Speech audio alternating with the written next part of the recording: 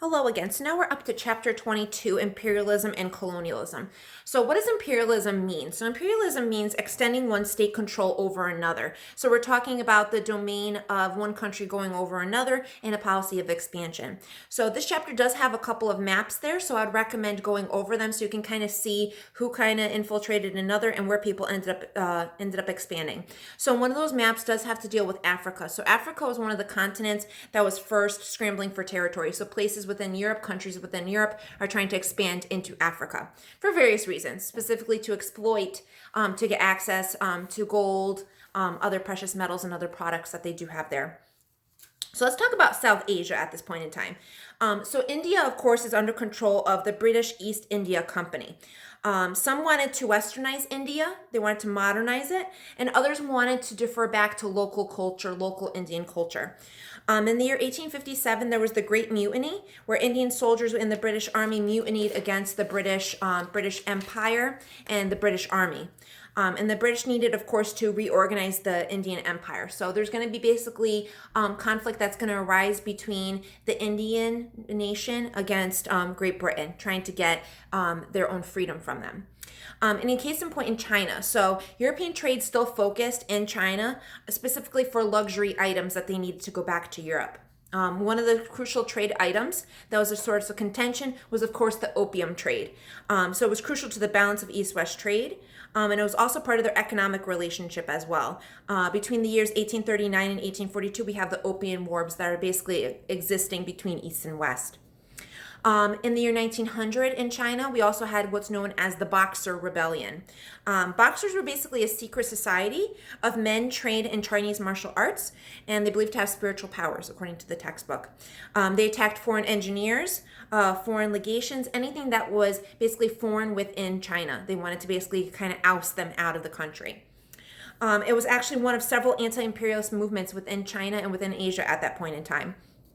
By the year 1900, all of Asia was divided up among the European powers. So basically, a lot of European countries did have a role within Asia, whether it's in the south or in China or elsewhere. Britain, for example, was dominant in India, in Burma, the Malay Peninsula, Australia, and New Zealand. The Dutch were, of course, in Indonesia, and then Siam or Thailand was actually independent. They were not falling privy to anybody else. And of course, France had a role in Indochina. So we're talking about territories like Cambodia and other areas within that territory. So let's go back to Russia. So Russia also had an imperialistic endeavor. So in 1801, they actually acquired Georgia, Bessarabia, Turkestan, Armenia, and they also colonized Kazakhstan. So once again, as I mentioned in the previous chapter, Russia, of course, is focusing on expansion, on imperialism. They also wanted to occupy the Trans-Caspian region. Once again, like I said, moving further southward too. Okay. In terms of Africa, so Africa, as I mentioned, is going to be heavily colonized by the Europeans.